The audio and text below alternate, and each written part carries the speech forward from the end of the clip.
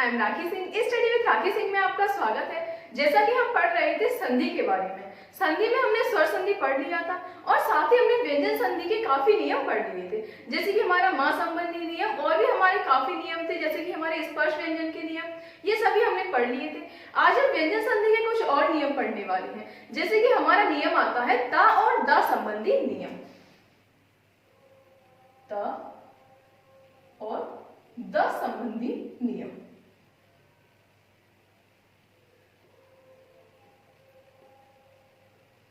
इन सभी नियमों को आप नोट डाउन करते जाइए।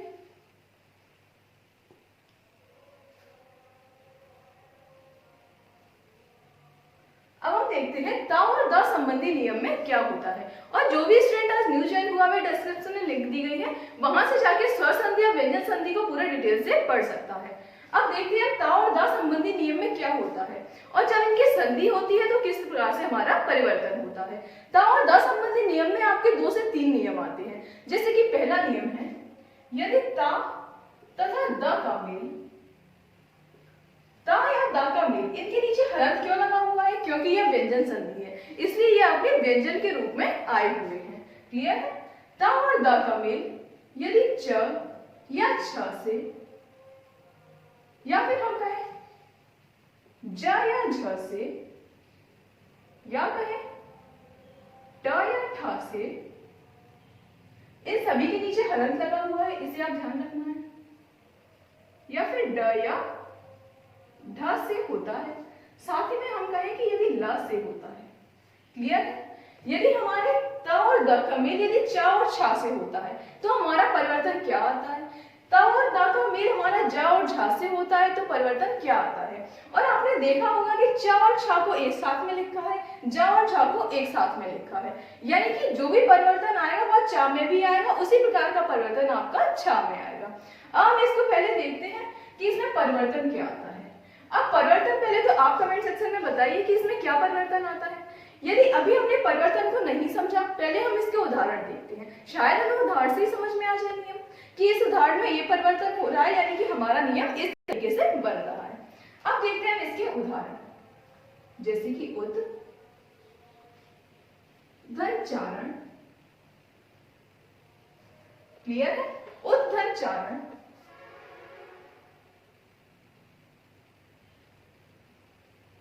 उत धन छल, उत धन लास। ये शब्द आपने कहीं ना कहीं सुने हुए होंगे। अब आपको इनकी संधि करने के लिए दिया जाए तो आप आसानी से संधि कर सकते हैं। जैसे हमने बोला उत धन चारण का संधि कीजिए, क्योंकि ये हमारा संधि विच्छेद दिया गया है। अब इसमें देखिए ता या दा के बाद यहाँ ता आया हुआ है, ता के बाद हमारा च आया हुआ है, यानी कि हमारा यही नियम फॉलो हो रहा है कि ता के बाद हमारा च आ रहा है। क्लियर है? अब इसका यदि हम संधि करते हैं तो हमें कौन सा शब्द मिलेगा? हम संधि करके देखते हैं तो इसका हम पढ़ते हैं उच्चारण, परंतु उच्चारण ना होके हमारा सही सार्थक शब्द क्या होता है? सही सार्थक शब्द हमारा उच्चारण होता है। क्लियर है?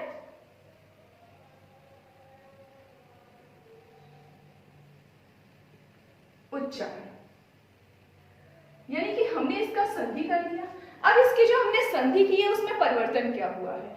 हमारे पहले शब्द में ता की जगह पर चा आ चुका है, यानी कि ता हमारा व्यंजन के रूप में था तो ये चा हमारा भी व्यंजन के रूप में आया है। अब व्यंजन के रूप में आधा चा है, इसलिए हमने चा के साथ इसे जोड़ दिया है। और दूसरे शब्द में हमारा कोई परिवर्तन आया है क्या? दूसरे शब्द में हमारा कोई परिवर्तन नहीं आया, यानी कि जो भी परिवर्तन आना है वह हमारे पहले शब्द में आना है। क्लियर है? और दूसरे शब्द हमारे जैसे के तैसे रहेंगे, पर परिवर्तन हमारे दूसरे शब्द के अकॉर्डिंग आएगा, और आएगा किसमें? पहले शब्द में। क्लियर है? यानी कि हमारा ता के साथ, ता का मेल यदि चा के साथ होता है, जब ता का मेल चा के साथ होता है तो ता हमारा च में परिवर्तित हो जाता है। क्लियर? कि ता हमारा च में परिवर्तित हो जाता है। अब देखते हैं कि ता के बाद यदि छ आता है, यानी कि ता के बाद यदि छ आता है, उत्थन छल, उत्छल। अब उच्छल सही सार्थक शब्द होता है या फिर उच्छल सार्थक शब्द होता है? सही शब्द हमारा उच्छल होता है। सही सार्थक शब्द आपका उच्छल आ गया, यानी कि जो परिवर्तन चा में हो रहा था वही हमारा छ में हो रहा है। कि यदि ता और दा के बाद च या छ आता है तो हमारा ता ता या दा चा में परिवर्तित हो जाता है। क्लियर है? इसका अगला उदाहरण देखते हैं। उत्थन लास, यानी कि अब हमारा आ गया ये वाला नियम कि ता और दा के बाद यदि हमारा ला आता है तो हमारा परिवर्तन क्या होता है। अब ये बताइए आप लोग कि सही सार्थक शब्द उल्लास होता है या फिर उल्लास होता है। सही सार्थक शब्द हमारा उल्लास होता है, यानी कि इसमें भी परिवर्तन किस तरीके से हुआ। दूसरे शब्द में हमारा कोई परिवर्तन नहीं हुआ, वैसे का वैसा लिखा हुआ है। हमारा ता ला में परिवर्तित हो गया, ता ला में परिवर्तित हो गया, यानी कि इसका नियम हमारा क्या बना। यदि ता और दा के बाद यदि चा और शा आता है तो हमारा ता और दा चा में परिवर्तित हो जाता है। इसे आप साथ में नोट डाउन करते जाइए। यदि ता और दा के बाद चा और छा आता है तो हमारा ता और दा चा में परिवर्तित हो जाता है, और हमारे जो दूसरा शब्द रहता है वो जैसे का तैसा रहता है। इसी तरीके से यदि ता और दा के बाद यदि जा और झा आता है तो हमारा जा और ता और दा किस में परिवर्तित हो जाएगा, वो भी हमारे पहले शब्द यानी कि जा में परिवर्तित हो जाएगा। क्लियर? इसी तरीके से यदि ता और दा के बाद टा और ठा आता है तो हमारा ता और दा किस में परिवर्तित हो जाएगा, तो हमारा ता और दा टा में परिवर्तित हो जाएगा। क्लियर? इसे आप साथ में नोट डाउन करते जाइए।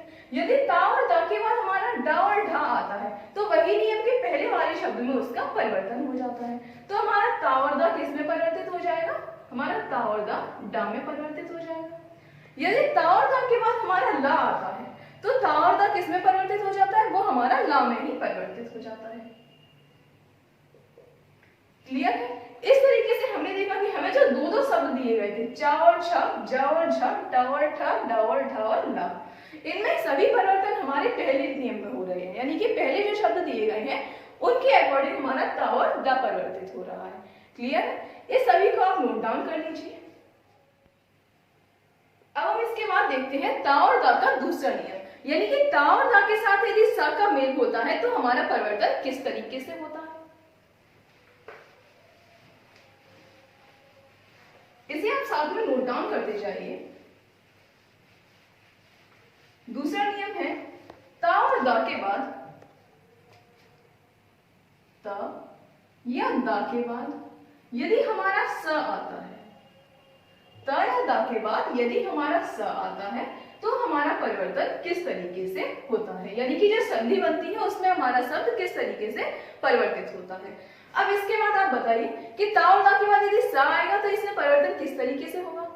यदि हमने नियम नहीं समझा है तो हम इसकी पहले उदाहरण लेते हैं। क्लियर है? उत धन शंखल, इसमें सा के साथ रा है इसलिए इसे स्र लिखा गया है। उत धन शंखल, उत धन शिष्ट,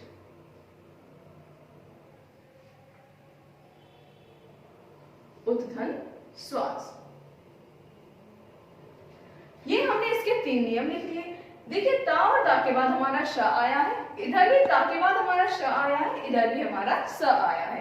अब इसमें हम परिवर्तन देखते हैं। जो हमारा संधि करने पर परिवर्तन होगा वही हमारा नियम बन जाएगा। यानी कि नियम हमारे बनते कैसे हैं, हमने कुछ शब्दों में देखा कि इस प्रकार से हम यदि संधि करते हैं तो हमारा यह नियम फॉलो हो रहा है। इस तरीके से हमारे नियम बन जाते हैं। अब चलिए हम खुद ही इसका नियम बनाते हैं।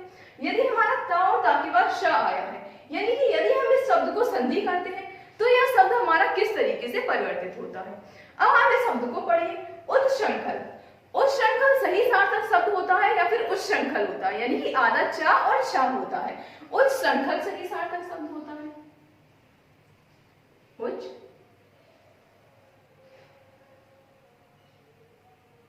शृंखल। क्लियर? सेकंड उदाहरण है हमारा उत्शिष्ट सार्थक शब्द होता है या फिर उच्छिष्ट सार्थक शब्द होता है। सही सार्थक शब्द हमारा उच्छिष्ट होता है।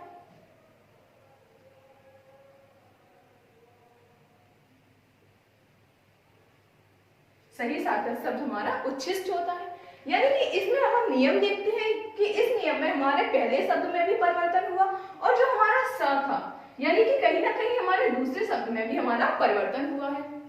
अब हम देखते हैं इसमें ता का भी हमारा परिवर्तन हुआ है। हमें यहाँ ता भी नहीं दिख रहा है और हमें यहाँ सा भी नहीं दिख रहा है, यानी कि हमारा ता या दा का परिवर्तन चा में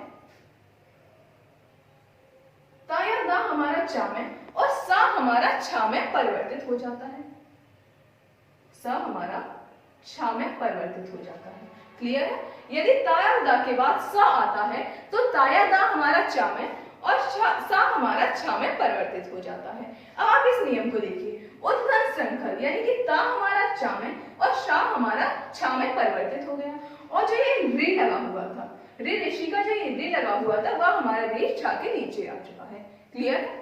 दूसरा उदाहरण है उच्छिष्ट, ता हमारा चा में और सा हमारा छा में परिवर्तित हुआ। उच्छिष्ट यानी कि छोटी की मात्रा थी वो हमारी छा पे लग चुकी है। क्लियर है? अगला उदाहरण है उच्छ्वास। उच्छ्वास होता है या फिर सही सार्थक शब्द उच्छ्वास होता है। उच्छ्वास सही सार्थक शब्द होता है, यानी कि वो हमारा इसी तरीके से रहेगा, ताकि जगह हमारा च आ जाएगा, ताकि जगह हमारा च आ गया और शा की जगह हमारा छ आ जाएगा, यानी कि यदि सा आधा है तो हमारा छ भी आधा रहेगा। क्लियर है? उच्छ्वास इस तरीके से सही सार्थक शब्द हमारा उच्छ्वास बन चुका है। क्लियर? इस सभी को आप नोट डाउन कर लीजिए। अब हम देखते हैं ता और दा का हमारा अगला नियम, यानी कि ता और दा के साथ हमारा यदि हा आता है तो हमारा परिवर्तन किस तरीके से होता है।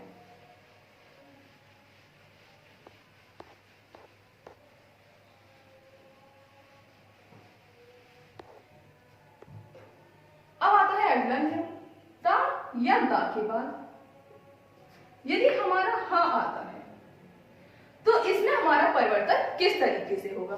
और इसके तो आपने काफी शब्द देखे होंगे, जैसे कि हम इसका उदाहरण लेते हैं।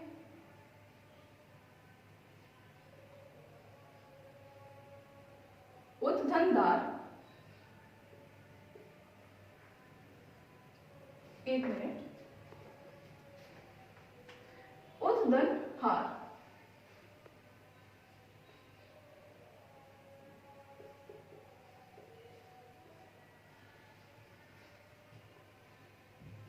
अगला उदाहरण है आपका तत्धन हित।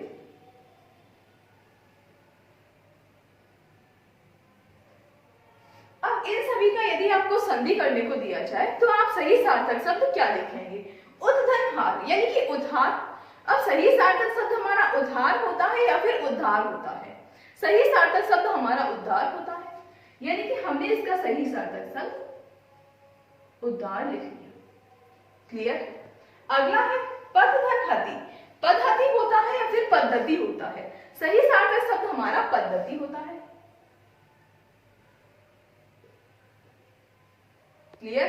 यानी कि हमने देखा इसमें ता था, यहाँ ता नहीं है, यानी कि हमारे पहले शब्द में भी परिवर्तन हो रहा है, और यहाँ हा था, हमारा यहाँ हा भी नहीं है, यानी कि हमारे दूसरे शब्द में भी परिवर्तन हो रहा है।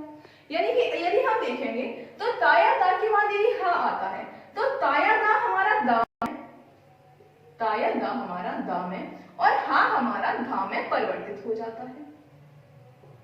हा हमारा धा में परिवर्तित हो जाता है। यही नियम आपका यहाँ फॉलो किया गया है। ता या दा हमारा दा में, ता या दा हमारा दा में, और हा हमारा धा में परिवर्तित हो जाता है, यानी कि यहाँ पद्धति है। अगला है तत्धन हित। तत्धन हित यानी कि तद्धित बोला जाता है या फिर तद्धित बोला जाता है।